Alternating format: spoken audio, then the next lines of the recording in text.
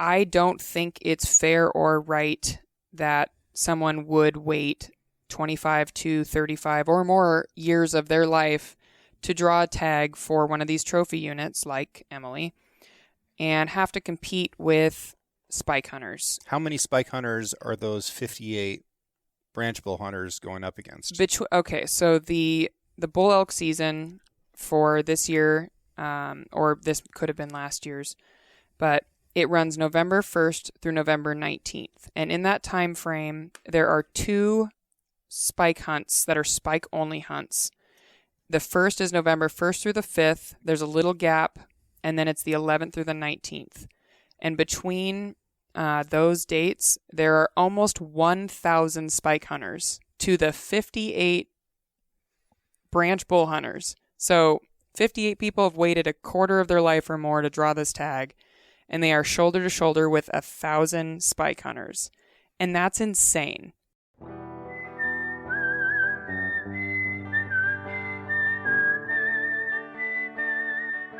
These are stories of outdoor adventure and expert advice from folks with calloused hands. I'm James Nash, and this is the Six Ranch Podcast.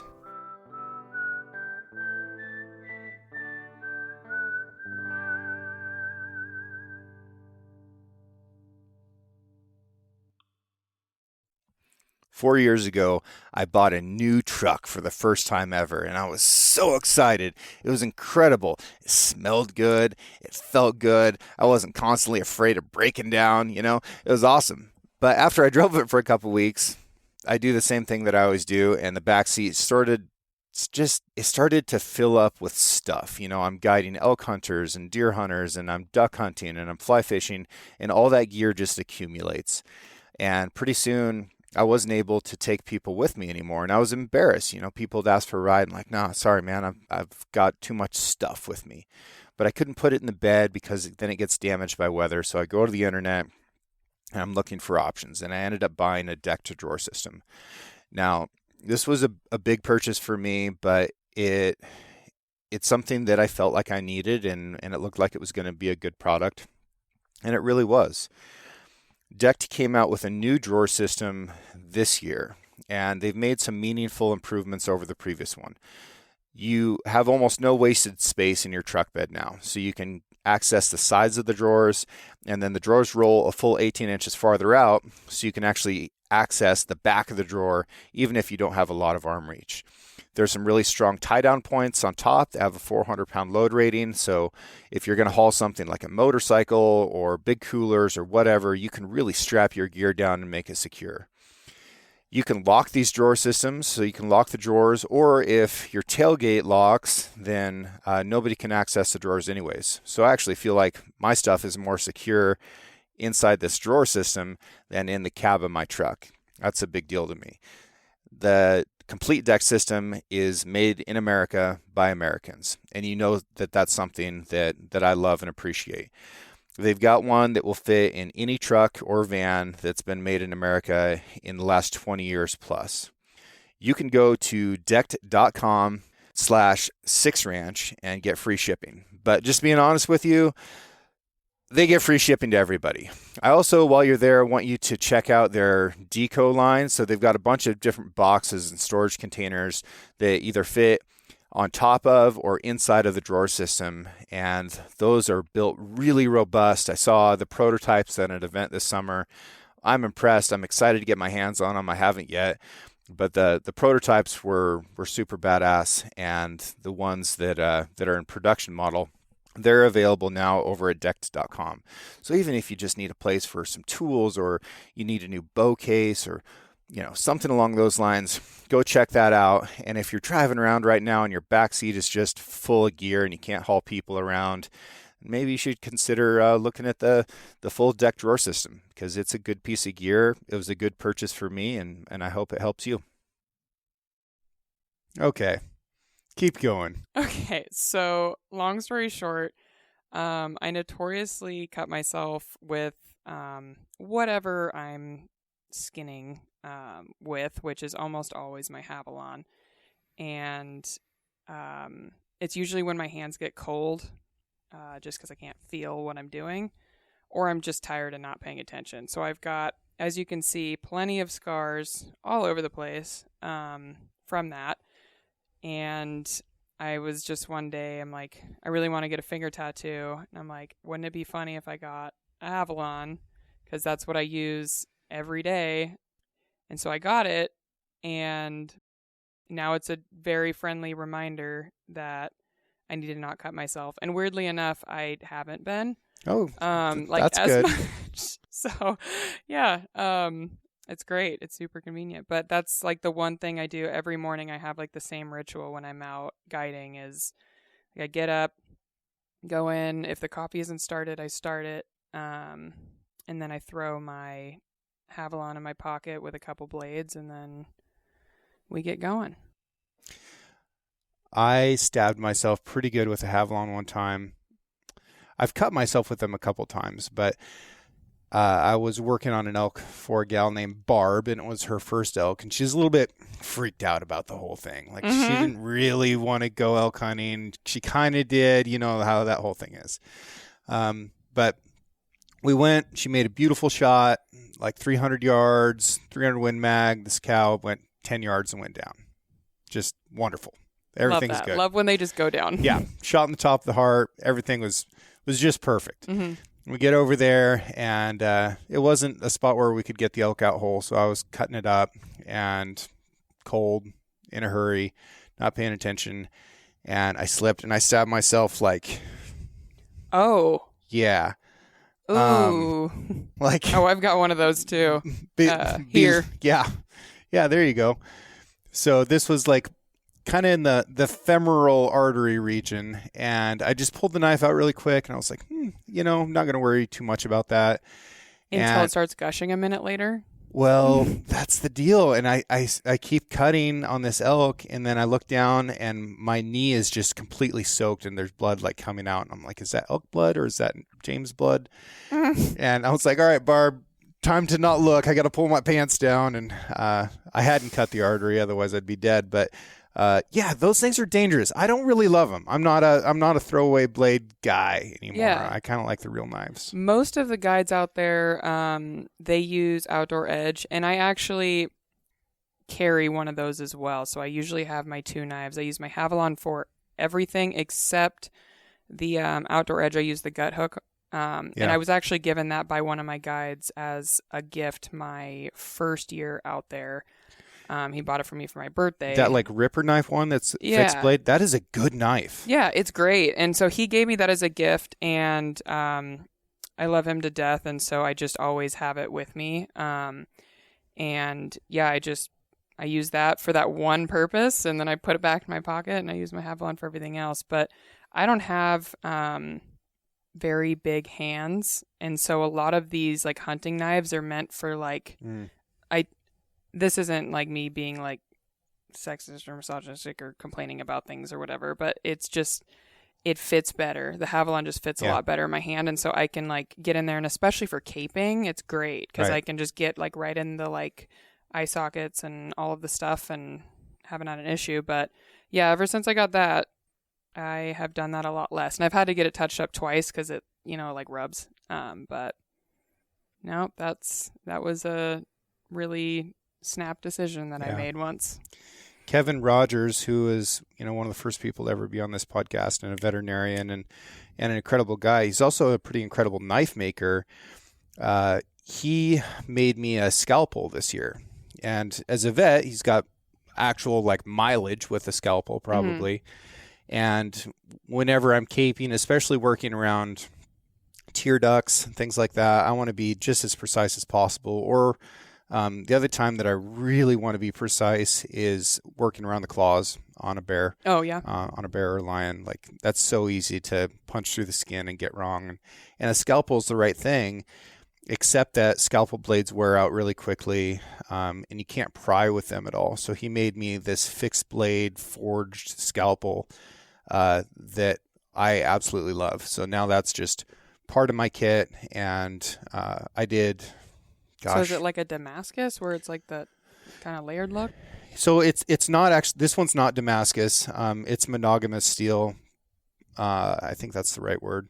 It's a single piece of steel. Oh, nice. Okay. And but it's got a full hilt, and he did forge it and shape it and all that stuff, and has some G10 scales on it. It's a super cool thing, and you can kind of do that pencil grip with it that works so well when you're doing precision stuff. I love that. But before we get down the rabbit hole of knives and cutting up animals too much further, okay. Who are you? Well, my name is Hannah, and I manage a hunting operation for a large private landowner here in northeastern Oregon. And I guess I'm a conservationist at heart. I'm a board member of the local Oregon Hunters Association chapter, and I'm really proud of that. I think it does a lot of good. This is pretty much my life at this point. Which is not what I went to school for, but that's all right. What did you go to school for? I actually got my bachelor's in public health and was working on my master's in public health and healthcare management. And then I took this job and kind of just put a pin in that. May go back to it at some point, may not, but I very much enjoy what I do now, so this is better. This is a lot cooler. This is better. Yeah, it's pretty cool. I feel like you can do more for people's mental health by taking them hunting than you can by just about anything else. Seen a lot of tears, and that's like the best part about the whole thing is being able to help someone achieve their goal. That's really the reason I do it and continue to do it is that. But I've learned a lot of life lessons out here. And it's really just a great place to be, I think. I really can't complain about anything other than just sometimes there's really long hours and sometimes there's people that you don't necessarily want to be hunting with, but that's the reality of guiding. Yeah, that's guiding, and that's life. Like you would have, clients that you don't like, you have customers you don't like. It just doesn't matter what you do in your line of work. Like you can't like everybody. So, but for the most part, our client base is really awesome. They're great people. The way elk season is structured here in Oregon, and with the cow seasons and the damage seasons that are on top of all that now, we hunt elk for most of the year. Mm-hmm. So what does your year of elk look like? As far as like the months? Yeah. August through March. Yep. But I slow down now. So the bulk of our hunts are August through mid-December, and then I kind of taper off, and that's when I have all my guides out scheduled as well. But this time forward to the end of that season, it's just me guiding. Occasionally I'll have a few other people out, and so I'll have one of my other guides come up for a weekend or whatever to help. But from now on, it's just for damage. I don't want to run it like the full tilt operation just because, it's a lot of the restrictions have it to where we have to be in a certain area to hunt these elk this time of the year. And when it's nice out like it is right now, we don't have snow. I'm not going to waste people's time or money with having them come here and us not see anything. So, it's slowing down a little bit, but still have a couple months left, so things can change really quick. Hopefully with the mildness of this fall and winter so far and all the green grass that we have, the elk damage won't be as bad this year. That would be really nice. That would be really nice, yeah. And if, the thing is we try to keep them down on the public ground as much as possible. We have a program in place with OSP, ODF&W, whatnot, that, we kind of drive them back towards public ground. We try to keep them down there as much as possible, and that's something we do all year. It's not just something we're doing right now to prevent damage. And I think some people may have the wrong idea of what we're doing with that. I think they think we're trying to harass wildlife, when in reality, it wasn't until about, I want to say 15, 20 years ago when the elk damage really started becoming a problem where I'm at, because they used to just go down to the Bridge Creek Wildlife Area, but now they come north. Yep. I'm not entirely sure as to why that is, but they do, and it's very frustrating for the landowners in that area because they're used to having high deer numbers and some elk around, but not a ton. And now there's low deer numbers, which, I mean, that is statewide, but there are low deer numbers and elk everywhere. And they're calving down here and they're staying down here. They're not going back. And so it's just a constant battle. Yeah. Well, part of that, which, needs to be said, is that 15 to 20 years ago when this started happening was the exact same time that the mountain lion population really started to increase. Mm-hmm. And whenever you have elk and deer in the same area, elk are going to win, it seems like. And now that we have wolves in the mix as well, elk are going to favor the ground and the herd dynamics that are more survivable for them. Yeah, makes a lot of sense. Yeah, I actually was just talking with a hunter who wants to come out for an archery buck hunt this year, and we were talking about that exact same thing with, the lack of hound hunting around, and, just even bringing that up at all. It's such a controversial topic, but I don't think it needs to be because there's just such a very obvious downward trend since 95 with the mule deer population. And even on private land, it's shocking. Like, I've cut the deer tags back like in half multiple times just because there's no deer to be taken, but we also want to try to grow a stable population of mature bucks that are, we call them feeder bucks for the next year. Yeah. Or cedars, I guess. But even on private land, there's a significant lack of deer, and there's still a ton of deer tags, and there's far more mountain lions than there ever has been historically. So, one easy way to combat that, or easier way, is with hounds, but you can't do that. Well, you can on private, because lions are part of that Oregon wildlife damage statute. Right. Yeah. But the reality of running lions is that you need dogs that are pretty skilled at it and pretty practiced, and who has that? Like that the houndsmen are gone, and there's a few bobcat guys around, but it's nothing like it was in the 80s and early 90s when every pickup had a dog box in the back of it, and there's really good hounds, and if you had a problem lion, that thing was going to get caught today. We lost that infrastructure, that critical infrastructure, and we could get it back, but it's too much to ask for people just to keep dogs trained all year long just so that they can show up for free to help you out whenever you have a problem lion. Right. And then, that's for health and human safety stuff. But if you start to talk about the population dynamics, and what's happening with mule deer, that's an entirely different conversation. One thing that I think people don't realize about hound hunting that I was thinking about yesterday, actually, because I got a new barn cat yesterday, a little barn kitten, cutest little thing. And of course, one of the first things I do is flip it around and pick up its tail to see whether it's a male or a female that we caught in our live trap, you know. And it brought me back to when I was running lions in college in Montana. They separate their quotas for male and female by unit. So there's some units where you can't kill any female lions.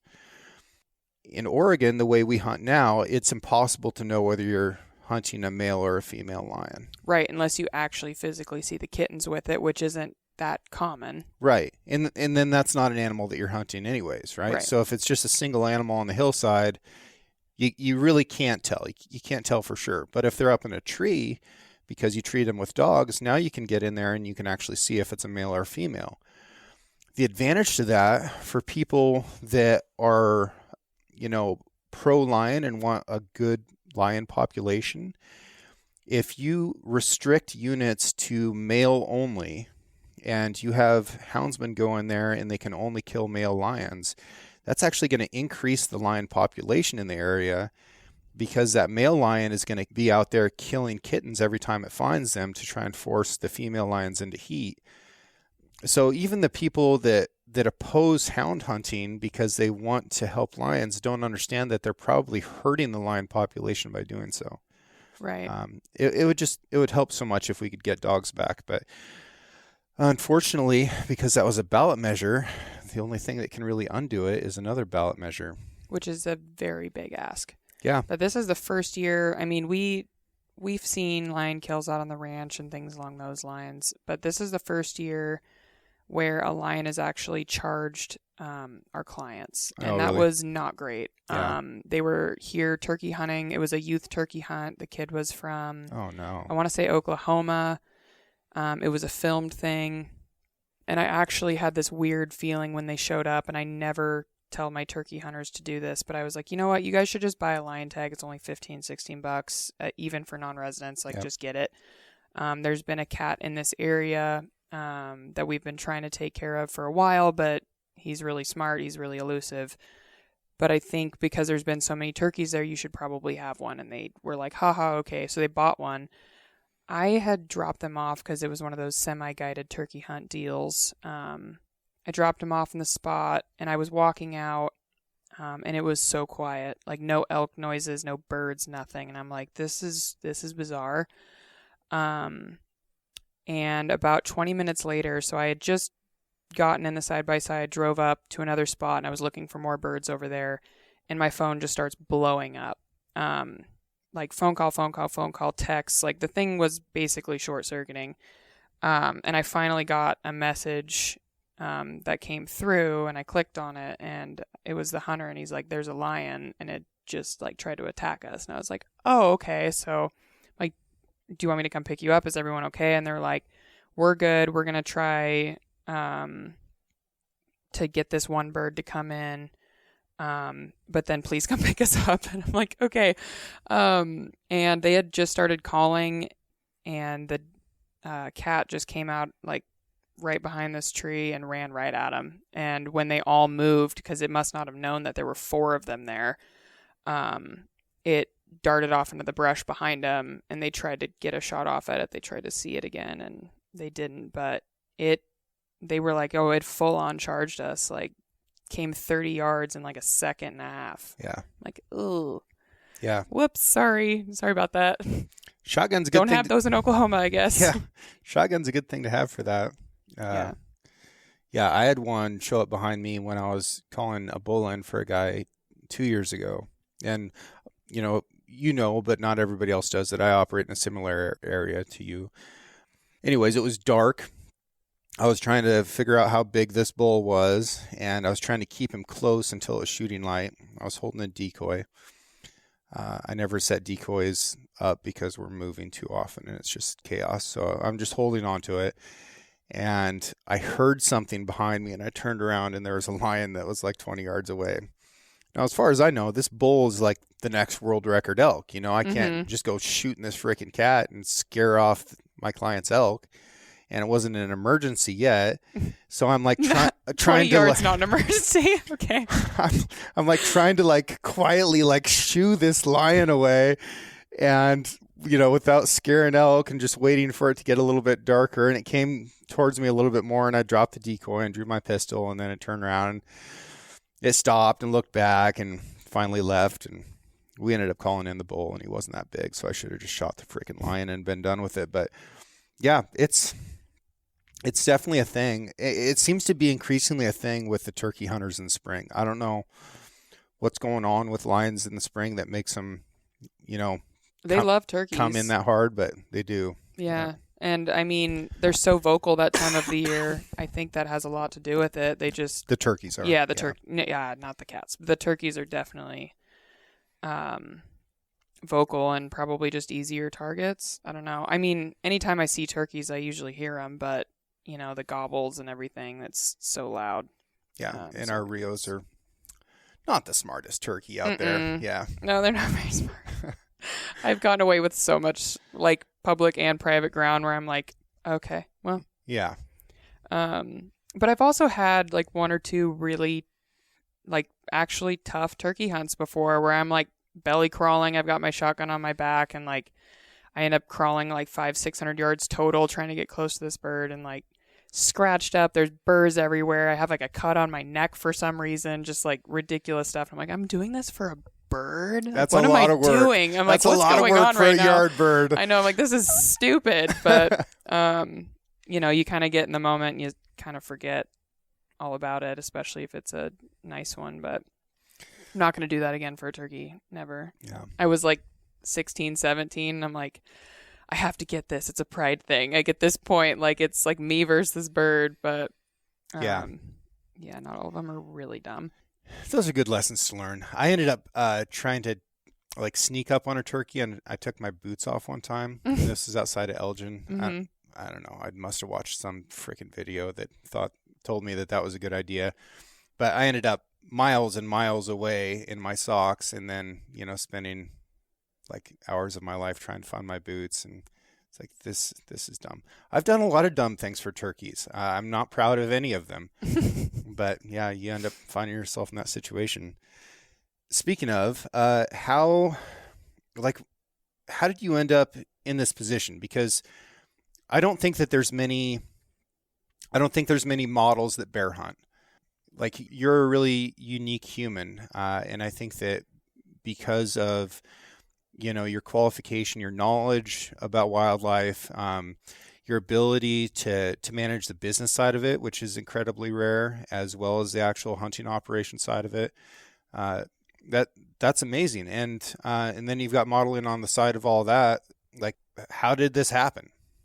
Well, first off, thank you. I appreciate that. That's very kind. The modeling thing, I've kind of done off and on for a while, and then I signed with an agency more recently, and I've just been doing stuff with them through that. But, I have always had an interest in hunting. My family started me really young, which is kind of the story you are used to hearing. And I didn't get really into it until college. Like, I did go deer hunting and elk hunting with the family. My dad told us never shoot a bear because he didn't want to deal with cleaning a bear. But my brother and I were always like, let's go bear hunting. We want to do it so bad. And so I didn't have any background with predator hunting, with the exception of some like coyote stuff. Going into college, unfortunately, I made some really awesome friends when I was there after I had transferred away from University of Portland to Eastern. And we would just skip class. We would read forums, watch YouTube videos, like all kinds of stuff, trying to figure out like, what can we do to be better lion hunters, bear hunters, things along those lines. And we kind of started to piece together. We got pretty efficient at calling cats for a while, like in the Starkey unit specifically. I mean, Ladd Canyon's like covered in them. And what we needed to do to find bears. And so, that's that. And I got more passionate about it, and it really piqued my interest, from a conservation aspect as well, because predator hunting is, it's becoming more mainstream, but it just wasn't that big of a thing for a long time, it seemed. It was like shed hunting. Yeah. Like it was a niche thing. Like, some people would do it in the hunting community, but it wasn't just like a widespread thing. And now it's actually great that more people are wanting to go like spring bear hunting, because even if they're not necessarily successful, they're still out there. And most people, I think, are going to shoot the first one they see, which might not be a huge one. But that's still one more bear that's not, out eating calves and things along those lines. Sure. And if you're in Eastern Oregon, like, don't try and shop bears. No, it drives me nuts. Like, it drives me crazy when people do that. Yeah. Like, none of them are big. The biggest one we have here isn't big. Mm-hmm. So, it's like hunting blacktail on Kodiak Island. It's like, just shoot one. Like, okay, if you hunt like the entire season, every day as hard as you can, you might shoot a little tiny 4-point instead of a little tiny 3-point. Just shoot one and like move on with your life. It's the experience. It's not the trophy. So yeah, that's a thing. And a bigger bear is just bigger problems. Like, just have a good time. Shoot the bear. Make a good shot. Yeah. Yeah. Go over there and skin it. Get all greasy. Covered in ticks. Yeah, so gross. Love it. So nasty. No ticks on that bear I killed in Carolina last week. No ticks on the bear. That was a pretty bear. Thanks. No ticks on the bear that I got in Montana. There was ticks on the bear in Idaho, and there were no ticks on the Washington bear. Idaho always has ticks. Yeah, every time. And I've gone up there and literally sat down to glass and looked down, and I see him like crawling up my Goo. pants, and I'm like, oh God, Pass. oh my God. Because like I can handle guts, blood, all kinds of things, all kinds of smells. But there's two things, but the one big thing that really freaks me out is ticks. And it's because I have a family member that got Lyme disease. And so I'm like, I don't want anything to do with that. You know what scares me even more is that Lone Star tick. Do you know about that one? Don't do this to me. I'm going to do it. You ready? No. Okay, go ahead. The Lone Star tick can carry a disease that if it bites you, you are no longer able to eat red meat. I think I've heard about this, yeah, but And I'm not it is happy a about real it. thing. They're in Texas, they're in Oklahoma, they're in a bunch of places, and the more you get bit, the worse it is. And So it can bite you multiple times or multiple ticks? multiple ticks. Okay, I was like, James. It's not the one tick that's just like. I know, I'm like, wait, hold on. No, I'm about but to have a panic like, attack. I'm sweating. if you're in the area and you're getting attacked by this demon like Bill Gates tick on the regular, yeah. So it can get better after a few years, and you can start eating red meat again. But some people, it's a lifelong thing. Oh no. Oh, I don't even know what I would do. It would be an existential crisis, to say the least. I know it would be for you too. Like, what are you got to like change everything? Find a tall bridge and aim for something hard. Yeah, like I'm gonna sex start a pistol today. Yeah. Sorry. No. No. Like, what are you gonna do? God. Live on chicken? Like, Or no. wild turkey. Mm-mm. You can live on wild turkey and Pass. fish. Pass. Or no. It'd be so sad. Oh, that would be the worst. So yeah, ticks are bad. Ticks. I got roasted. I mean, massacred by mosquitoes on that bear hunt in Carolina, though. Is it just warm over there right now? It was 70 degrees. Really? It's 70 degrees when it's dark outside. Oh my gosh. No, they don't hibernate, do they? They just take little nappies.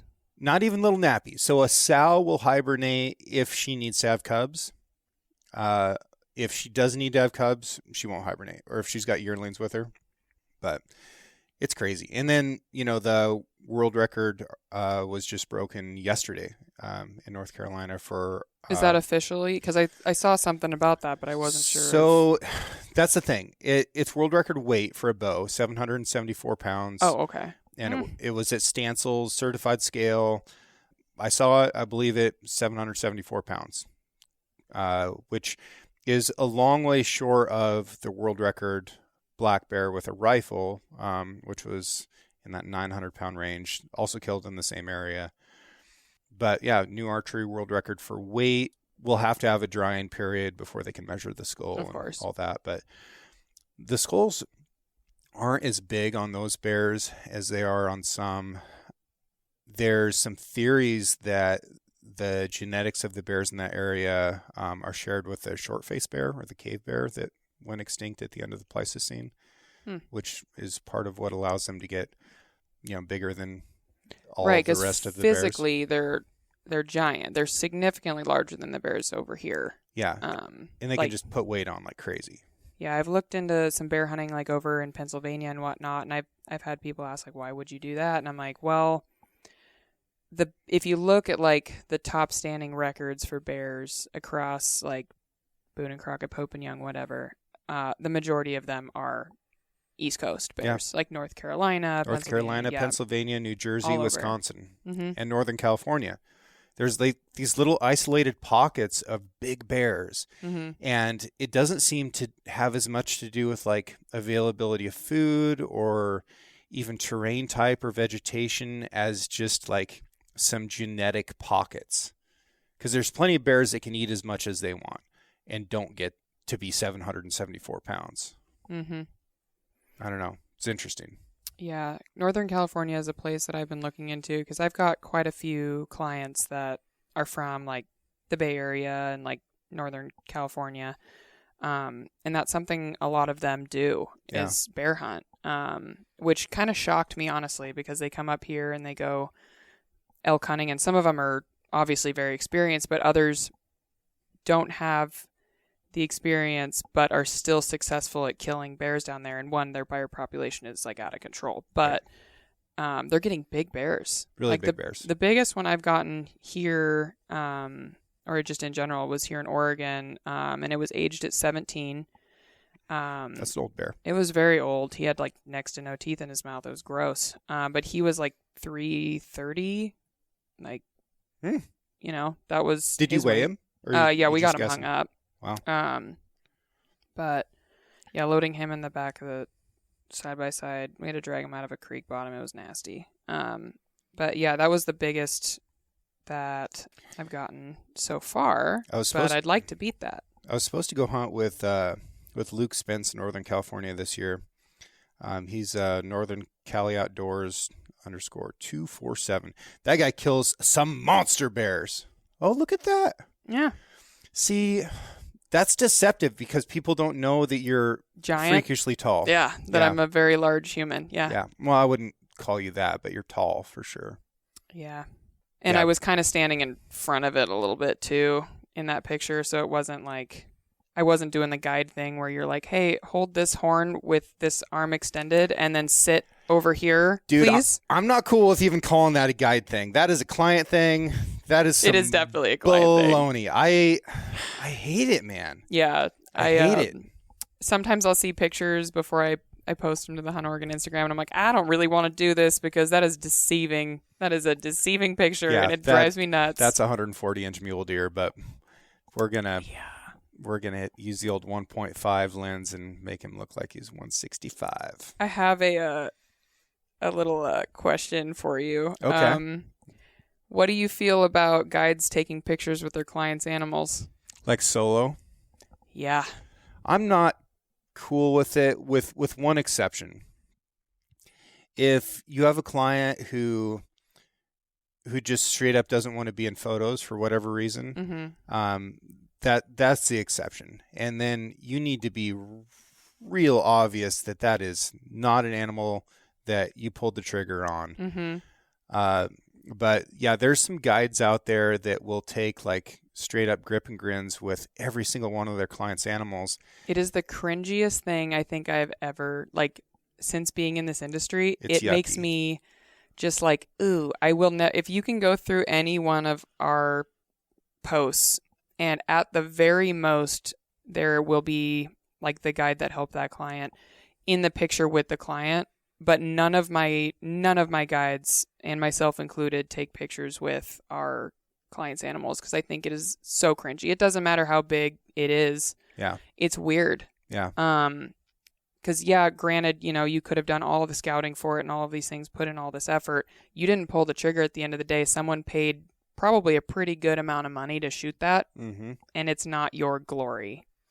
Well, I don't even know about the glory aspect of it. Like, I don't think it's all that glorious in the first place. But no, but that's what it's for. I think that there's a way to take a picture that tells a story that's respectful to the situation, and like I've definitely got pictures posted with client stuff, but it's not in the same way, like as if that were my accomplishment. You know, you're not like posing with it.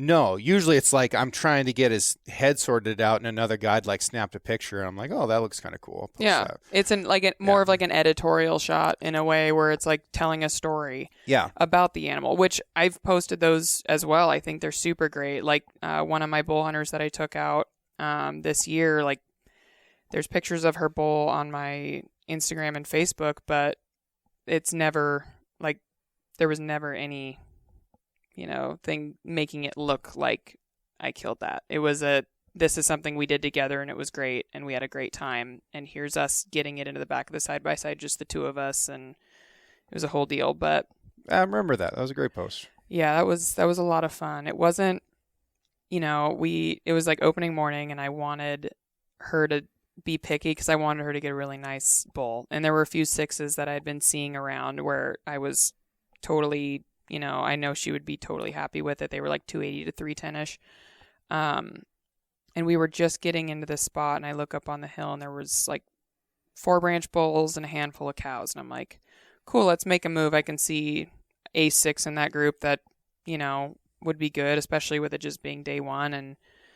And she ended up getting that other one, but she made a perfect shot, and I ended up dragging the thing off the hill, and that made the knees hurt a little bit, and that's okay, but it's all part of the fun. And she's amazing. I love her and her husband dearly. They come every year, but no, that was a good time. Yeah. Just another one of those like will forever stay in the memory bank situations. Once again, I'm interrupting this show to bring you a few minutes of wildlife biology. Today we're going to talk about chronic wasting disease. Hunting in the western United States has become more and more complex each year, with each state having its own game management system, series of political structures, and a massive influx of hunters. It seems that there are any number of circumstances stacked against the average person looking to fill a tag. While these problems aren't going away, it's critical to remember that there are also factors that are stacking up against common wildlife species that pose very real effects to game populations. One of the hottest topics in the wildlife realm, particularly those with an affinity for the large four-legged critters like deer and elk, you have probably heard of the term CWD, or chronic wasting disease. CWD even gets its 5 minutes of fame in national and mainstream news and is wildly named the zombie deer disease by many news outlets. While those of us who spend time around deer and elk know that this is far from the truth, it still strikes fear in game managers, hunters, conservationists. CWD was first identified at a captive mule deer facility used for research in the state of Colorado in the late 1960s, where it was given its name and found in the brain of symptomatic animals. This disease was found to be a transmissible spongiform encephalopathy. I don't know if I said that right. Following necropsy, and was shortly after recognized in a captive research population in Wyoming. Transmissible spongiform encephalopathy are a rare type of disease caused by prions. Prions are advanced and probably deserve an entire series dedicated just explaining what they are. So we'll avoid the metaphorical weeds wrapped around the axle and leave it at their really weird misfolded proteins. While TSCs are quite rare, there are certain TSCs that you may be more familiar with because they affect humans. These include mad cow disease and the infamous Kuru disease, which is transmitted through cannibalism. Yuck. While CWD probably seems less scary to humans, it is often presented as a wide range of clinical signs. It can include irregular movement and posture, circling to one side, grinding of the teeth, loss of awareness for surroundings, massive weight loss, abnormal thirst, drooling, and excessive urination. The last three clinical signs, abnormal thirst, drooling, and excessive urination, are commonly thought to be the additional prions shedding into the environment and further propagating the disease, like a cough or sneeze puts bacteria and viruses into the air. CWD is fatal and untreatable. Additionally, prions are incredibly resilient, and it's unclear how long they can last in an environment and remain transmissible. Currently, CWD is present in 30 states and 2 Canadian provinces, with each having varying infection rates. In Colorado, some areas of the state have greater than 40% infection rates. Some areas of Montana have over 70% infection rates. However, in Colorado, from 2015 to 2017, less than 15% of white-tailed deer were infected statewide. Midwest states have seen a rapid uptick in cases, as well as researchers have recommended removal of mineral licks and supplemental feed sites, and any activity that can congregate deer into one area to reduce transmission. Other states, like Washington, have taken a more proactive approach and are opportunistically sampling animals to look for CWD. Oregon's doing the same thing. We've had it show up right next door in Idaho, but so far it has not been detected in Oregon or Washington. The Chronic Wasting Disease Alliance states that hunters, quote, do not shoot, handle, or consume any animal that is acting abnormally or appears to be sick. Contact your state game and fish department if you see or harvest an animal that appears sick. Wear latex or rubber gloves when field dressing your deer or elk. Bone out the meat from your animal. Don't saw through the bone and avoid cutting through the brain or spinal column. Minimize the handling of brain and spinal tissues. Wash hands and instruments thoroughly after field dressing is completed. Instruments, cutting boards, and other items used for processing should be soaked for 5 minutes in a 40% solution of household bleach to inactivate prions. And there's some evidence to suggest that bleach doesn't even kill these things, but better to try anyways. Avoid consuming brain, spinal cord, eyes, spleen, tonsils, lymph nodes of harvested animals. Avoid consuming the meat from any animal that tests positive for the disease. If you have deer or elk commercially processed, request that your animal is processed individually without meat from other animals being added from your animal. End quote. Currently, there is no strong evidence that CWD can be transmitted to humans, but prions are serious threats to health and should be treated as such. Populations could suffer from the disease. However, the population level effects of the disease remain to be seen and will hopefully be kept at bay by proper precautions. The precautions, although possibly inconvenient, are well worth it to protect wildlife and promote hunting for future generations. Anyway. Let's get political. Oh, my God. Okay. 1, 2. Okay. All right. How do you feel about the way Oregon does spike bull hunting? I do not like it. What do you not like about it? Okay. Well, now I can pull this up here. So.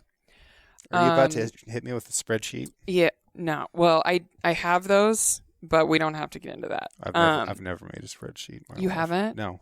Or a PowerPoint. Do you need me to teach you how to use Excel? No. Okay. Look at how I'm crushing it right now without having ever done this. And if I make one, then I can't make fun of people that make them. Oh, well, my boss, when I have like my budget meetings and things along those lines, I've got like full spreadsheets and, quotas and percentages and all of the good stuff. Well, if I need one, I didn't go to business school, okay, but I figured it out. If I need one produced, I'll just send you the details. Okay, let me know because I can do that. All right. But here, for example, so with the spike hunting, I understand that it provides a hunting opportunity, but I, A, don't think it's a good one. B, I don't like that it's taking out an entire age class of bulls every single year. Specifically from units like Mount Emily, Walla Walla, and Wenaha. So, if you look at this with me real quick, you can see there's the Mount Emily unit, number 2, which is our rifle bull hunt. There's 58 tags. There's almost 7,000 applicants. Which means that you're going to have to apply for that for about 25 years in order to draw. Or, yes. To put that more accurately, you would have had to have started 25 years ago to draw it. Now, if you start now, it'll be 30. Maybe. If you're lucky. You might not ever run into it.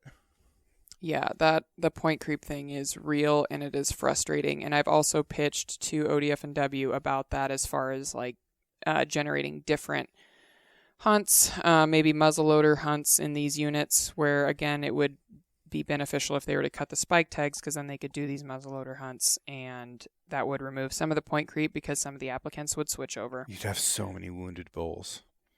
Yeah, but you get a lot of wounded bulls with archery too. I agree. Yeah. I agree. A lot. Let me ask you this. Because I talk with a bunch of guides about this year in particular. We do not allow for expandable broadheads for our elk hunts. Okay. If that's what you were getting at. That's not what I was getting at, but thank you for that. We do not. That is in our contracts, and I put that in there because I saw one season of that, and I'm like, never again. Yeah. Never again. No, it's such garbage. It's insane that people think that what works on a 130-pound whitetail will work on an 800-pound elk. Yeah, and they're like, well, it's a big hole. And I'm like, that's not the point of any of this. Yeah. Anyway. Anyways, that's enough of that. Expandables are trash. Unless you're shooting a whitetail, at which point... It's great whatever. for that. Yeah, I think that you could kill them with a field point and stiff veins on your arrows. They're like a sheep. They don't have a big will to live. No. What percentage of bulls shot with archery equipment do you think are recovered versus not recovered? Me personally, or what I've read? I think just in total. I believe strongly that it's got to be under 30%, well under 30%. Because I mean, I've witnessed, even when you put an elk in front of someone, it happened this year. We had elk at 30 yards and stopped him broadside, and he was at full draw, and he shot it square in the ass. I've never seen a more perfect shot right there when the full, and he was like, where did I hit it? And I'm like, what do you, no, and then he's like, well, are we going to track it? And I'm like, well, we're going to track it for a minute to find your arrow if we can, but that thing's not going to die. It's actually just going to be really annoyed for like 2 days. But I mean, it's got to be well under 30% with the animals that are actually hit with an arrow. You think around 1 in 3 are recovered? Maybe. Yeah. I Yeah. mean, 1 in 3 that are fatally killed or recovered, I would say, because there's a lot of people that I know that'll hit something and they're like, oh, it wasn't a good hit. They don't find their arrow, but they're like, you know, they probably pitched it out somewhere, or it went in quote unquote no man's land, or all of these other places that aren't a thing.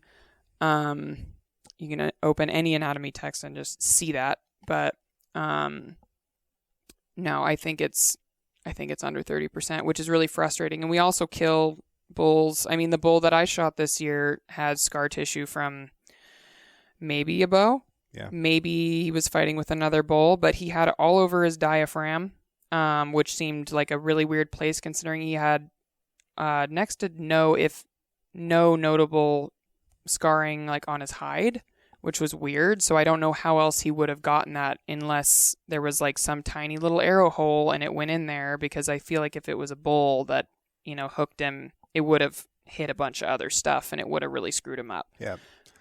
So I'm actually really close to you on this. I think around 1 in 3, if I'm being like really generous and optimistic, 1 in 2, but easily 50 to 70% of bull elk that are hit with arrows are not recovered. Would be my honest assessment of it. And that's having done this for over 30 years and talking with hunters and my own experience as a guide. It's bad. It's bad. And that's why I'm out there all the time talking about equipment. I'm not making money off that. Mm-hmm. Like, I'm doing that because I want to stop this pain. I want to stop people from wounding so many elk. I'm crazy. Tired of finding deadheads. It's not great. Like one of the great things about shooting a gun is, even if, and I know you know this, and it's like the worst part about guiding, but it's just something you have to deal with. Even if you shoot him in the leg, it slows him down a lot and you get to hit him again. More than likely, you can hit him again pretty quickly. They're not going to be out of range. And even if they're a little further, you just hold a little higher, or you make an adjustment on your, turret, something. But that bullet does so much damage, especially if you hit them like, even in the gut, they just stop moving. Guns are more lethal. That's the bottom line. So, one of the reason that I bow hunted in Oregon, and I was so reluctant to even talk about this, but I think it's important, so we're doing it. The reason that I bow hunted in Oregon was because that was what gave me an opportunity to hunt every year. Mm-hmm. It wasn't that I loved bow hunting. It was that I loved hunting, and that was the only tag that I could get every year. And getting close is fun. You can get close with a gun? There's no rule. You could get very close with a gun. I got one of my hunters like last year to 35 yards, and she was like, what? And I'm like, shoot it in the back of the head. And she's like, I don't know. And I'm like, we're within archery range. You can shoot it in the back. And she did, and she got her cow. But yeah, no, you can get very close with a gun. There's no rule. And I hear that from so many people. They're like, well, I like to get close. Okay, get close with a gun. It's amazing. Hunting close range with a rifle is amazing. Yeah. That bear I shot in North Carolina last week was at like 12 feet. Yeah. It was all the way close. My heart rate hit 147 beats per minute while I was sitting still, right? It's amazing. And like, getting excited isn't the only reason to do it. But anyways, get close with the gun, have fun. But for me, I love the most lethal option available. The most lethal option available that is legal for me to use. That's what I want to use. And that's going to be a gun most of the time. Okay. But muzzleloaders, especially the way muzzleloader laws are written in Oregon, it's going to be much the same problem. We're going to wound a grip of bulls. It's going to be a disaster if we do that. No, I agree. And people can argue like, well, people are shooting stuff all the time with rifles and wounding them. Yeah, and that's with any weapon. Yeah. That's just any weapon. But at least a rifle, especially if you're out there shooting a caliber that is of the right size, you should be shooting for an elk. Not a 6.5 Creedmoor. Atta girl. You will slow him down enough and more than likely get another shot, even if you hit him in not the best spot. Yeah. Anyway, so these spike tags, specifically for our trophy units, very frustrating for me. I am a thorn in the side of the local biologists and commission, whoever. I don't think it's fair or right that someone would wait 25 to 35 or more years of their life to draw a tag for one of these trophy units like Emily and have to compete with spike hunters. How many spike hunters are those 58 branch bull hunters going up against? Okay, so the bull elk season for this year, or this could have been last year's, but it runs November 1st through November 19th. And in that time frame, there are 2 spike hunts that are spike-only hunts. The first is November 1st through the 5th. There's a little gap, and then it's the 11th through the 19th. And between those dates, there are almost 1,000 spike hunters to the 58 branch bull hunters. So 58 people have waited a quarter of their life or more to draw this tag, and they are shoulder to shoulder with 1,000 spike hunters. And that's insane. That doesn't make any sense to me. I'm like, why one are we taking out an entire age group of 2.5-year-old bulls out of a trophy unit that's supposed to be managed for bulls, bigger branch bulls, obviously, but they have to be young at some point. But it's like that across all of the units. It's Walla Walla, same thing. There's 26 tags with Snake River, Imnaha. Yeah, all of them. Yeah. All of them are like that. But at least, these are quote-unquote controlled tags, but it really doesn't matter because most people, even if they don't draw them their first choice, they'll draw it their second because there's not, the ratio here. There's not enough first choice applicants to draw that. But still, why is that even a thing at all?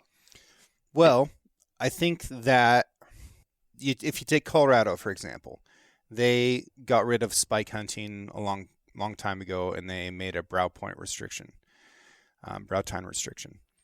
So I think you have to have a brow tine on each side that's 5 inches long, or something close to that. Montana has something similar. What happened in both of those states and the areas where they implemented that, instead of killing the bulls at 1.5 years when they're spikes, they were all dying at 2.5 years old. And what happened on a larger scale is it actually took away from their top end. So the bulls weren't getting older. So they had fewer big bulls and then a lot more middle-class bulls. And if you look at Colorado, it's a raghorn factory. And they just don't produce that many big bulls. And most of Montana is very much the same way. So I think that there is an advantage to spike harvest, but there's not a good reason to have it at the same time. Or this scale. The scale is shocking. And, most of these units, we're killing as many spikes as we are cows, if not more. And, we do need to reduce the number of males in a herd. That just has to happen because we're having the same number of bull calves as we are cow calves. And a bull can breed 25 cows, right? So we don't need to have as many bulls as we do cows. A really healthy ratio would be somewhere between 1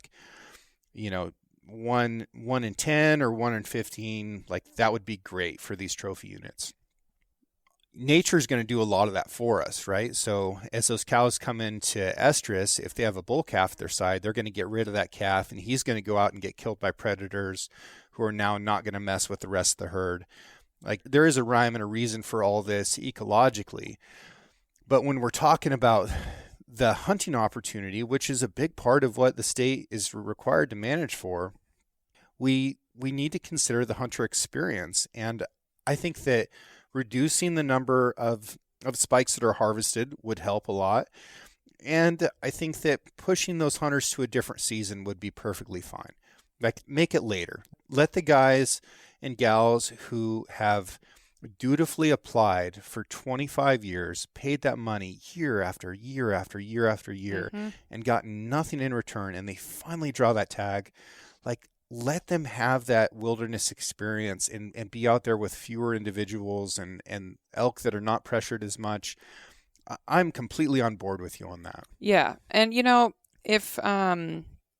if they want to have those spike tags for their revenue, that's fine. But you don't need that many in these units. Like, we have the second season general spike tag that is in quite a few different units. They've got those different hunts for rosies on the coast. And that's all fine and dandy. But for this, like, application spike hunts seems just, I don't know. Yeah. I don't like what it's doing to these units. Well, and we have high spike harvest in units where the bull to cow ratio is not meeting the management objective for that unit. Mm-hmm. That doesn't make any sense at all. Yeah. So if we don't have enough bulls that are surviving hunting season to reach the management objective, you need to reduce the number of bulls being harvested by hunters. Like, that's one of the only levers you can pull there. And you should probably be doing it with the spike harvest. Exactly. Like, yes, they are young and dumb. Most teenage boys are. That's just kind of the nature of things. So they are all age. Yeah. Like, yeah, we don't get smarter, really. But, I don't allow for spike hunts on the ranch at all. If someone with one of our rifle bull or archery bull tags wants to shoot a spike, so be it. They paid for a branch bull, though, but you can shoot a spike if you are so inclined. They taste delicious. Yes, they do. Absolutely. But so does a 2-year-old cow. And I get calls all the time, and they're like, well, I don't want to shoot the girls. And I'm like, okay, are you going to put that spike on your wall? And the answer is always no. And I'm like, okay, well, we have damage problems with cows. We don't have damage problems with the 20 spikes that I see on the entire ranch. So we're going to leave them alone. And yeah, for these, that's private land stuff, so it is what it is. But for these units specifically, and this is my biggest complaint, is our big three and how there's just a slaughter of spikes. Yeah. How would you fix the preference point system in Oregon? How would I do it? Yeah. Well. And I'll tell you folks why this matters. Because Miss Hannah Mabbot is being considered as an option for the Oregon Fish and Wildlife Commission, representing her river basin, which would be a great thing. I think that you would be a tremendous asset to the commission. We need people like you on it. You come to it with a lot of passion, with a lot of knowledge. You actually do the thing. You would be a huge asset there. But you're going to be making decisions on that commission that will affect every hunter that hunts in the state of Oregon. So the preference point system, a lot of people feel like it's broken, myself included. Mm-hmm. What are your thoughts on it? No, I absolutely do. But, the thing is while I have my own opinions on it, I would want to host a community forum to hear other people's ideas on what they would consider, because I don't think that my idea of it, which would be to essentially cut certain hunts, add others, to force people to utilize their points in other ways, to reduce the point creep, that may just be a Band-Aid. It may not fix the entire thing. I know Oregon has a ton of general seasons with both deer and elk that could be controlled. And on the west side. On the west side. And we do, we have the second season spike and some of these other things that, don't require any points. And those can be altered as well. But I would want to hear from the people to see who, but that's kind of, if you were in that position of power, isn't that kind of your right to represent the people around you, to give them a voice at that level? So I feel like that would be... It's your duty, but, we're just talking about it. Right, but duty, yeah, of course. But, yeah, me personally, I would alter how the tags are structured now as far as the applications. Probably add a few hunts here and there, remove some in other places, and just hope that can change that spread. But that's one thing that I like about Idaho, is that their applications are completely random every year. But it's also something that really frustrates me about Idaho. And I think that if you were to get rid of the point system right now in Oregon, there would be a riot, because, so many of us, I know right now I've got a slew of points. I'm sure you do. And I know a ton of other people that do as well. And there's quite a few friends of mine that are like 18 or 19 points. Like, they're really close to getting their hypothetical big branch bull tag. And they would freak out.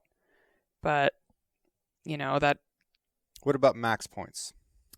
I think max points it would be good. I think that if you get to max points, that you would need to use them within like 2 or 3 years, and then it resets. So then people aren't just sitting there with max points. Well, if you let's say 10, just arbitrary number, 10 is max points for any hunt in the state. You can keep applying for it at 10, but you're not going to get 11 points. You're going to be in it against everybody else who has 10. Another thing that drives me crazy, and I think we probably need a minimum points for these, are sheep and goat. I don't know that people need to be drawing those tags their first time ever applying for them. That shouldn't be their first hunt. Oh, no, absolutely not. That is driving me crazy. So if you had a minimum of 5, you have to apply for this tag for 5 years before you even have a chance of drawing it. Doesn't Colorado do that? I don't know. I forgot there is a state that does that. I think it might be Colorado. I think you have to put in for a few years before you can even be considered. But no 12-year-old should go sheep hunting. No. Not in Oregon. Unless it's a last hunt kind of a thing. Yeah. But no, I agree, and it drives me crazy. There's actually one of my clients' kids, and I took him out on his first elk hunt last year, and it was incredible. He was shaking like a leaf after he shot his elk, and it was just the best thing ever. Perfect shot too. But I helped them with their tag application stuff. Later that evening, I just wrote down a bunch of stuff on a list, apply for this, and this. Mostly youth tags, but I threw in goat and sheep because whatever. He drew his sheep tag, so my bad for that. But I of course didn't think he would get it. It was a U tag, but still, I was like, why do we even have those? Well, I don't know. Why haven't we put Aoudad or Ibex in Snake River? Amen. That's what I'm talking about. I want to get one of those things pretty bad, but I don't have time to... Have you been reading my diary? That's exactly what I want to do. I have not, but I would really think that they would do so well. They would do so well. They would crush. And it would be so much fun, too. And it would be an opportunity, and they would utilize the landscape. They would reduce fire hazard, and the 17 colored double ear tag snivel nose bighorns that are left in there, they can make it or not. But they're just government sponsored farm animals at this point. They are. They're the big money ones. They're what it's a status symbol. My brother and he drew his sheep tag this year over in the Minam area. And it was an incredible experience. It was a super fun hunt, but there's none in there. And it seems like... How many lion tracks did you see? Oh, there were lion and bear tracks everywhere. I was not super jacked that I didn't have my rifle, and I wasn't going to take a rifle. I had my sidearm, but I was just like, oh my God, okay. What kind of pistol did you carry? I have a 10 millimeter, but I've got a 9 and a 38 as well, but I usually have my 10. Not a girl. And I have a 40. I like my 40 a lot because I can like drop it in the mud and it still works. It's great. Your 10 doesn't do that? No. Who made it? Ruger. Oh. Yeah. It's fine. It's fine. I mean, I'm sure it would, but I've shot my 40 after I dropped it in the mud and it was great. And I'm like, cool. Who made your 40? I think it's also a Ruger actually, but I have anyway. I have a Ruger that I used to compete with a lot. Mm-hmm. I called that SR9. They don't make it anymore, and it was a great gun. It was a great gun. But yeah. Yeah, I got this for like $500. It was great. I was like, paperwork done, whatever. But I just got a nice tip once and was like, okay, well, new gun time. But anyway, yeah. So it's pretty great when you get a tip, isn't it? It's so nice. Yeah. Yeah, definitely tip your guides. Take care of them because they deserve it and they work really hard. And, you know. It's a lot of hours, and guides are trying to make their year's worth of money in not the whole year. Mm-hmm. And they do that by working all year and only getting paid for part of it. And, yeah, it's a nice thing to tip your guides. 10 out of 10 would recommend. To do that. Yeah. But yeah, I don't know. Sheep and goats. My like dream hunt, or one of them, I guess, is a goat hunt. I love them. I love to go like scout them in the summer and just look at them, even when I'm not drawing the tag. And I'm not scouting for anyone. I'm just going to look at them because I think they're cool, and usually I can find bears and stuff, in early August as well, or in the spring. But I think they're a much cooler animal than a sheep, personally, because you can see sheep next to the highway, and you can't see goats next to the highway, exception being Perry. Don't come at me with that. I don't know why they're there. They're just there now. But they're mostly like way out in the middle of nowhere, and you got to really work hard to get close to them. And they're an awesome animal that only exists in America. Yeah, and they're really tough. They're our goat, Mm-hmm.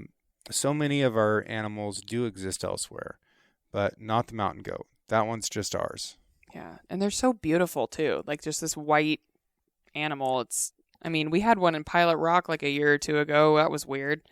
And they spend their winters up high. Mm-hmm. Like, they're tough. I don't know if people, like, ever think about that or spend enough time thinking about it. It's all fine and dandy to see them up in a craggy, just absolute vertical piece of rock someplace in the summertime. Where it looks like someone just put it there. Like, I don't know how you got there. I don't know how you're getting away from that. I would die where you're at, but they're just there. For sure. And then they spend their winter up there. Mm-hmm. When there's 20 feet of snow and they're going to the place that gets hit by wind so hard that the snow and ice can't stick to it, and they're scraping lichen off the rocks with their little goat teeth. Like, how do they do it? I'd be in an alfalfa pivot laying down. Mm-hmm. Like, I just don't understand how they do it. No, they're so tough. And that's what I'm saying. Like, they're incredible animals, and they don't I don't think they get the recognition they deserve because they're not a sheep. Thank God. But two, sheep don't do that. No. Some might, sure, like some stones or fannons and whatever, but even them, they drop down lower and they're on roadways and things along those lines. But no, those goats stay up in that like year round, and it's wild. And they don't need all the government assistance. No. And the fundraising. They get and no all love. The things. They don't get. They get like the opposite of aquifers love. They get the National Park Service gunning them down out of helicopters whenever they feel like there are too many of them. Which is so sad. Drives me crazy. That's so sad. But yeah, I'm going to keep putting in Garbage. for a goat tag year after year, trying to get one. But one of these days I'll save up enough and maybe just go up to Alaska and get one there. But that's what I did. I know. And it sounds great, and I really want to do it. But I also want to get one in Oregon. It's also $10,000. Yeah. No, the cheapest one I saw was like $8,800, and it was more of like a semi-guided thing, and I'm like, oh my God, like that's like more than 4 mortgage payments. I'm like, I can't just do that. Yeah. I know. So kidneys are worth like $30,000, I think. Kidneys are worth a lot. You can sell your eggs. You can sell I don't have all any kinds of eggs. stuff like that. Yeah. But yeah, I don't really want to go down the route of selling body parts to pay for stuff, because I think it's I don't know if it's worth it at that point. I've thought about it. If 3D printing comes along a little bit farther, and then I'll be like, okay, in 5 years they'll be able to 3D print me a new kidney, so I can sell one right now, and then spend a month in Tanzania. Might be worth a gamble. I don't know. 200. I think I saw something like there's 6 figures if you get a kidney. I can sell one, but anytime, that's nice. yeah, you can. Well, no, you can't sell bone marrow. You can donate it, which I actually recently found out I can't do. Oh, yeah. Sorry to hear that. Oh, it's all right. I mean, Well, not. I'm sure it was a circumstance under which you wanted to. Yeah. It was because I did like that be the match thing and whatever, and I wanted to help someone out, but I have a rare anemic condition, and it will not allow me to do that because I have issues regenerating bone marrow. Maybe you which got is so bit by a wild. tick. Don't do that. No. I mean, I have before. Actually, the last time I did, and I have no shame in saying this, 2, maybe 3 summers ago, I was spending an ungodly amount of time in a huckleberry patch. And I got home and I was cleaning the berries out, jumped in the shower. Before you get in the shower, you're like getting undressed and whatever. And I looked in the mirror and I'm like, I didn't have a mole there before. And then the doom set in that there was a tick embedded in my left butt cheek. Because of course I was wearing like shorts, loose fitting clothes.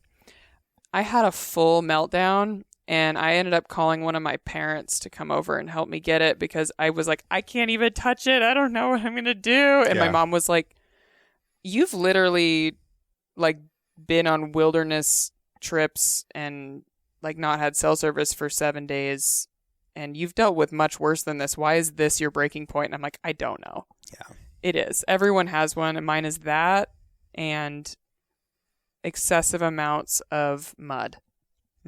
Like getting up in like tires and just getting it on everything. Like once you get like, what the mud's like down there. You would have hated the Marine Corps. I wouldn't have joined, That's not absolutely. They would be like, okay, so you're going to like see some things and it's going to be really awful. I'm going to be like, okay, I can deal with that. And they'd say mud and I am done. I'm out. Yeah. No, mud is, kryptonite. Not my friend. Yeah. Blood, totally fine with it. I'll get completely covered in it, and that's fine, but not the blood. I don't like gut shot smell, like at all. Like really, really don't like it. And how do you guide then? Because that's a thing. Sure is. They're like center mass right there, and I'm like, okay. Let me tell you, I have a little jar of Vicks. Oh. Vicks Vapor Rub. Okay. It sits on the bench next to all my knives, and if it's gutty, I'm taking a big old goober of that and putting it up each nostril, and I can take on the world. So the worst smell that I've encountered in an elk so far, and I'm saying so far because it might get worse. I don't know. It's going to get worse. It's going to get worse before it gets better. There was a cow that one of my hunters shot a year ago, and we were walking up to it, and I'm like, something smells off here. As we were walking up, and he hadn't shot it in the gut, and I like asked him, I'm like, it looked like you'd shot this in the heart. And he's like, I was aiming for that. And I'm like, okay, cool. So we get up to it and I'm starting to field dress it and whatnot. And there's no blood in the lower cavity. So I'm like, okay, well, you didn't shoot it in the guts. And as soon as I cut that diaphragm, I was, how like the pressure release, so it blows that air. I was like, that's the first time, because I have a really strong, real strong gag reflex, and I was like, huh? I'm like, what? I was like, what is happening right now? And he was like, are you okay? And when your mouth gets hot and you start like drooling? I was like, I don't know what's going on, but this isn't good. And he's like, do you need a minute? And I'm like, no, I'm going to just get this over with. I cut the diaphragm out and I reach up and I just feel slime as I'm like reaching in, and I was like, I don't know what's going on, but I just need to get it over with. and I pull everything out, and one of the lungs had been completely deflated and was gangrenous, like green, rancid goo slime coming off of it. I don't know how this thing was alive. I don't know how she was doing so well. She wasn't acting messed up at all. Later when we were skinning it out, we found a hole, and I want to assume either she was shot or a mountain lion had got her on her chest. There was a big hole, and it went into the lung, and it was putrid. Like, that's the best word to describe the situation was putrid. Yeah. Yeah, so that was the worst smell I've ever smelled, and it was festered. We had to cut. The majority of the meat was fine, but we couldn't salvage her brisket. That was about it. The brisket was messed up, but like, oh my God. Yeah. Oh my God. We found a bull at 8 a.m. that had been shot at literally the last minute of shooting light the day before. And that's about max for actually saving an elk. You want to get on them like pretty quick unless it's super, super, super cold. And even then, like, there's so much heat in the neck and hips of those things. And if they have a belly full of food, like, that just gets hotter. Go put a bunch of grass trimmings in a bag and leave it out and see what happens. Like, that's how hay catches on fire. Ready to catch on fire. Wet hay, yeah. Yeah, so if they've been eating, they're just going to cook from the inside out all night long. Anyways, if you're seeing dudes on TV talking about finding stuff 2 days later and cutting it up, they're lying. And the guys that are like posing them up and they're stiff, like their necks are stiff for pictures. I'm like, you can't eat that. It's trash. So anyways, we were able to salvage all the meat from this elk, but just barely. And anyways, found it, first light, got it hung up, and Kevin Harlander and I were the ones that were skinning and gutting it. Skinning it, no big deal. But when we went to start gutting it, I couldn't do it. Kevin couldn't do it. So we would stand outside the shop and like gag and spit for a while, and then wait until like the breathing had stabilized, take a deep breath, run in there, cut for as long as we could on our breath, and then run back out and throw up on the ground. And it, took us 5 times longer than it should have to got this elk. But no.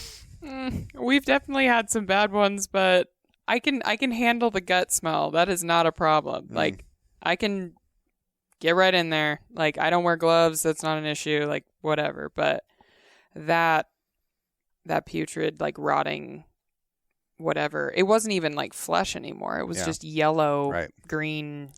You should wear gloves. And it's not about like an ick or anything like that, but especially with the number of wolves that we have racking diseases through these areas, you don't want any of that stuff to get in a little nick in your hands. Like, just wear gloves. They don't weigh anything. What is the and I have a story about this, but what is the worst like thing you've gotten from like an elk or a deer, like off that point? Like, have you ever like cut your hand and it got infected, or like eaten something bad, or nothing? No. Cool. Well, guess what happened to me a couple years ago? There was an elk that one of my hunters shot, and when he shot it, I was like, there's something wrong with that thing. And we get up to it, and she would have died that night, I think. Like, there was almost no blood in it. She didn't even have back straps. Like, you could see through her. I have pictures of it. It was gnarly. So ODF&W was going to come out, take the animal for testing, reissue a tag. But I told him, because I've got a pretty good working relationship with our local biologist, and I'm like, I'll just get it skinned out for you so it's just easier. Yeah. And so I was doing that, and my hunter wanted to help, which we don't always need. I have a trick for that I'll tell you offline. Yeah. And I was like, you know what? I got this. You're good. Just go get a beer. Yeah. Watch some TV. Do something. And I was leaned over, and he one of the lymph nodes were all black on this thing, I should say, like, for the record. Every single one, like necks, hip, everything. They were all black. Yikes. And I was getting the last of the skin or the hide off of the neck, and he stuck a knife in one of the lymph nodes, and he's like, "What is this?" And I'm like, "Well, it's a lymph node. It's like your tonsils. Like, we've all got them." And instead of just taking his knife out, he kind of like slashed away, and it sprayed that stuff in my face. And, you know, me just almost being done with the job, I was like, I'll just rinse my face off later, whatever. I ended up almost losing my eye. No kidding. Yeah. So that stuff, like, it got in my left eye, all over my face, and it was like, oh my God, okay. And at that point, I was like, can you please just go somewhere, please, for a second? Let me finish this up, and then we'll figure out what we're going to do here. I got home that night, and I was actually talking with an OSP officer about a poaching incident. He's like, oh, so you were out hunting today. How did that go? And I kind of told him what happened. He's like, you know, like an officer over on the coast lost his eye from something like that. And I was like, really? You don't say? And he's like, yeah, maybe you should go get that looked at. And I like hang up the phone. I don't really think anything about it. And my face was pretty hot, but I just assumed it was windburn. And I went into the bathroom, and like, you could almost take a line down my face, and the left half of it was bright red. Wow. And my eye was hot, and it's like within like an hour of that, it progressed to the point where I could barely see out of my left eye. So I went to the ER, and they stuck a lens in there, which was the weirdest feeling ever. Like, it's the size of your eye. They like shove it under your eyelids. And they rinsed, I think, 2 bags of saline through it, and then I got put on a really high dose of antibiotics. But I forgot exactly what it was, but there was some crazy disease, and she's like, well, if you would have waited overnight to come in here, you probably wouldn't be able to see. No kidding. Out of that eye. And I'm like, oh, okay, cool. Everything's fine now, but that was pretty terrifying, not gonna lie. Wow. I'm glad that wasn't worse. Yeah, it definitely could have been. But that's, you know, it's just one of those stupid things you wouldn't expect to happen, but it just happened. Here's the there's the lens in the eye. It doesn't even look like you. No, I was also like 30 pounds heavier. But miserable in this picture. Yeah, because there was just that's the like nasty coming out. Yuck. Oh, it was great. Eyelashes are on point, though. Thank you. Yes, that's something that the hunters talk about all the time. And some of my guides make fun of me for it too. But I think that you can, and this is kind of like going way back to something we were talking about earlier, but you can do both.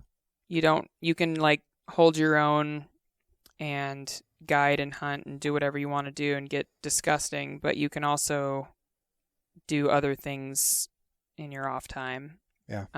So like, I don't know. I feel sometimes like I have like split lives, not split personalities, but split lives in that like when I'm not at work, like I like to go to the gym and like take good care of myself and go cooking and do all of these like more feminine things. Like the modeling and whatnot.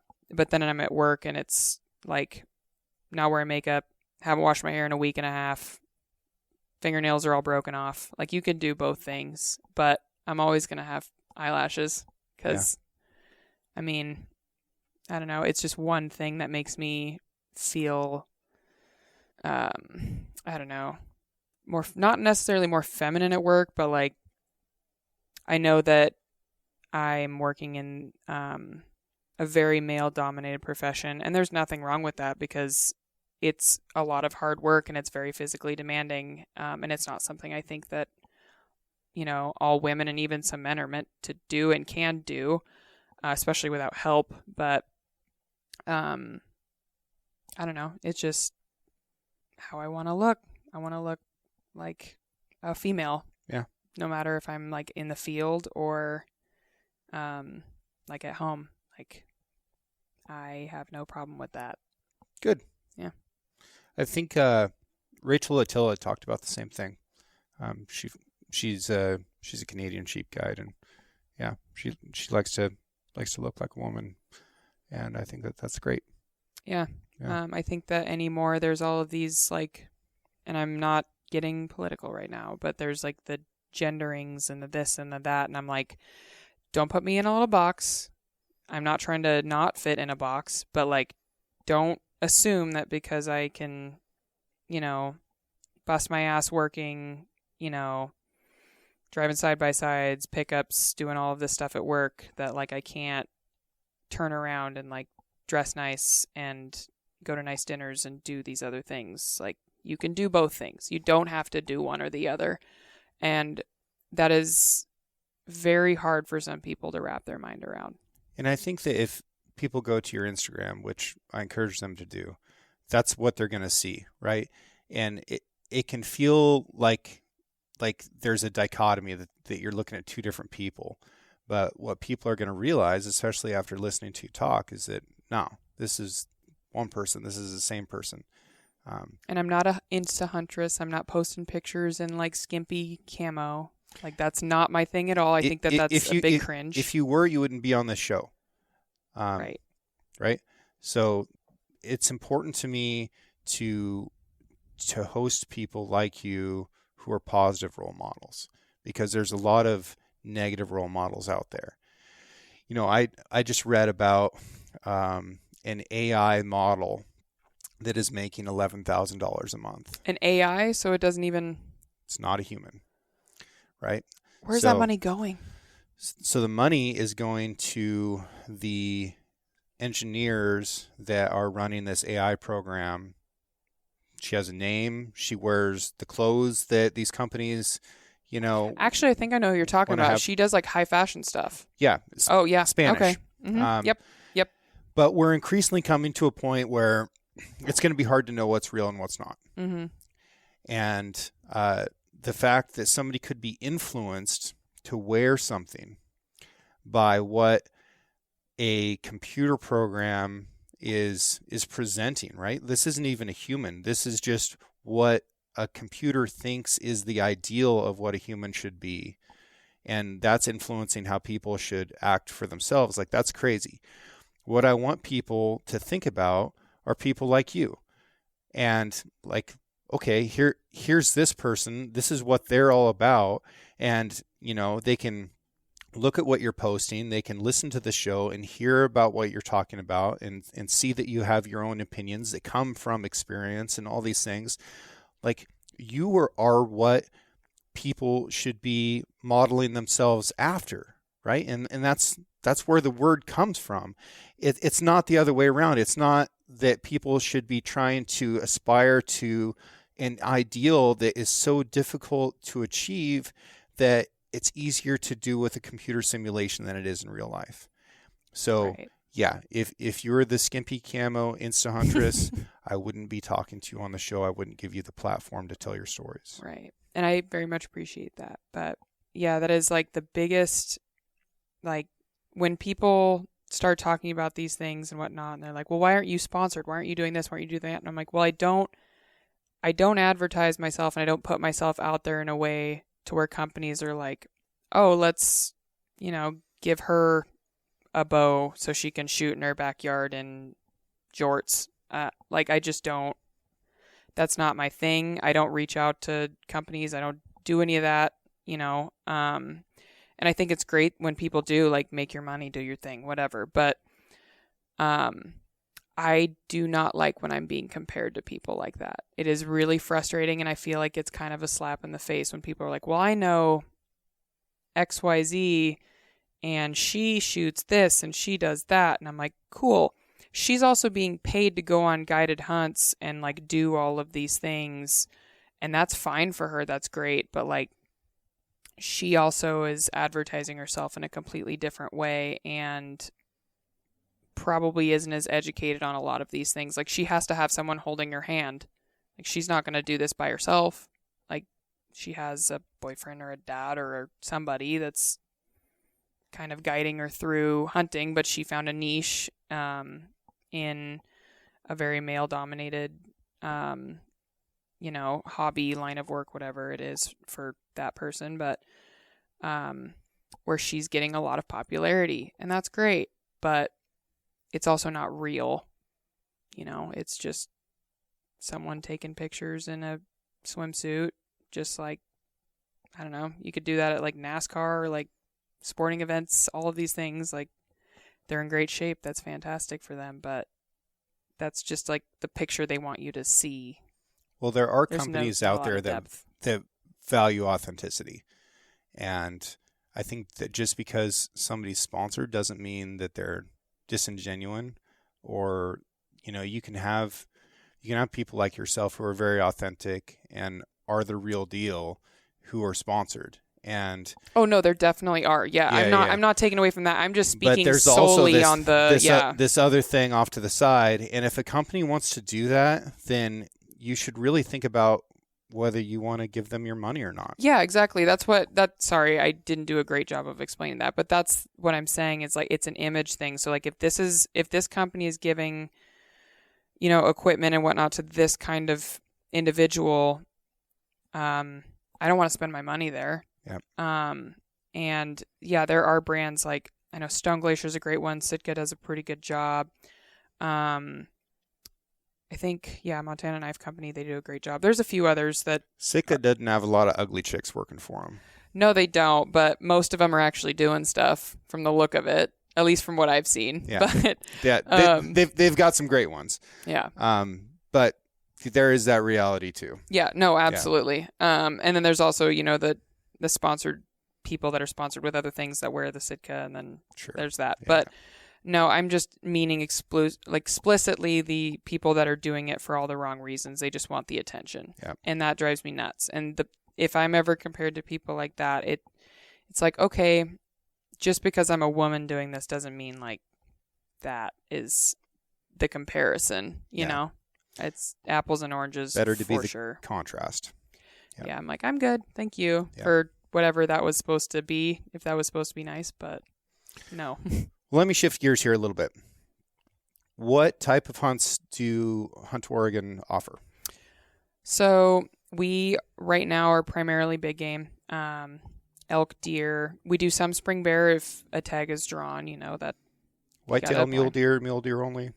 Both, yeah. So we do, we have the West Blues whitetail hunts. Of course, if you were to draw a mule deer tag, you could shoot a whitetail out there, but I don't know why you'd want to because our mule deer are great. But we have both management and trophy class mule deer hunts that we run. We do archery bull hunts, rifle bull hunts, rifle and archery cow hunts, and some spring bear, spring turkey. And we also have 4 upland game bird preserves, as well as a lot of native birds. And so that's kind of a thing that it isn't talked about as much, but our bird population is amazing. And we can offer a lot of great opportunities for people to bring their own dogs. We have guides that have dogs. I do that myself as well. I have an English setter. He's great. Just whatever you can think of in Oregon other than sheep and goats. Technically, we have antelope as well. It's just really hard to get the tag. But I get people all the time asking if I guide lions. I don't. Do you? See, that's so kind of. It's like there's an asterisk there. Okay. So I'll take people out. We refer to them more as predator hunts. And so we'll go do call sets and things along those lines. We usually call in, badgers, coyotes. If we're up in the timber, we'll get the coyotes, of course, still. But I've called in lions before, but it's really hard to sell a lion hunt because unless we have snow and we can try to walk one down or track one, it's difficult. Yeah. It's the hardest hunt in the U.S. It's difficult, yeah. Just the Oregon fact mountain that lion, yeah. Just the fact that my buddy and I called some in when we were like 20 years old is still shocking to me to this day. Yeah. Like we were crazy and we still figured that out. Like we didn't have any idea what we were doing, and somehow we were able to get cats to come in. But I'm gonna go try on Wednesday. It's probably not gonna work, but not gonna kill them from the couch. No, and power to you. Are you going to be down? No, I'll be up north. Gotcha. Because we've got like 1 or 2 that are going between public and private. And as soon as I get some fresh snow, I'm going to be down there. But right now I'm like, the one has such a large range, and I know it's the same cat because it's collared, and the collar's dead. But we've seen him at the far south end of the timber property, and we've seen him at the far north. And the far north is when he ran at that kid. Yeah. And so it's like such a big spread. I'm like, I want to see where these tracks are. Otherwise, I'm just wasting a bunch of time. Yep. So I'll be right there with you in spirit, but I'm going to wait a little longer. Yeah. No, I'll try and walk them out in the snow. I love doing that. But also, like, the days you're running out of this year, I killed one lion this spring. I'd love to punch my second lion tag. I think that'd be awesome. And it makes such a meaningful impact for deer and so many other species if you can remove just one lion. So 2 would be incredible. And, as soon as January 1st hits, I'll be buying 2 more tags, and I'll try all year next year too. I'll never quit. Okay, if somebody wants to book a hunt with you, how do they do it? So you can reach us. We have a website, huntoregonllc.com. We also have an Instagram page and a Facebook, and I manage both of those accounts. So if you were to shoot us a message on there, I can get back to you pretty quickly. My email is huntoregonllc@gmail.com, and I prefer those methods first, and then if you're serious about a hunt inquiry, I'll give you my work cell number. But we'll get ask your initial questions there. Yep. And figure out if there's availability and stuff like that. Anything else you want to talk about? Go shoot more bears. Yeah. Because they're pretty cool, and the meat's not gross. People say the meat's gross. It's not gross. You can do stuff with it. Sure. Sausage is amazing. Yeah. Pepperoni, whatever. I've got a freezer full of bear pepperoni. It's great. Fat's great. Fat's great. Fat is great. Hides are cool. Mm-hmm. Skulls are cool. Oh, I've got skulls all over the place. My roommate thinks I'm a crazy person, but the bear skulls are great. And go kill more lions. Just try it. Like, if you put as much effort into deer hunting as you do a lion or a bear, you're going to find one of them. Just try it instead of complaining about it. The predator numbers being so high, which they are. Just go do something, because there's a lot of opportunity and it's cheap. Yeah. It's really all year cheap. long. Mm-hmm. Don't talk about it. Be about it. Yeah. All right. Do the thing. Thanks, Hannah. You bet. Bye, everybody. Thank you all very much for listening.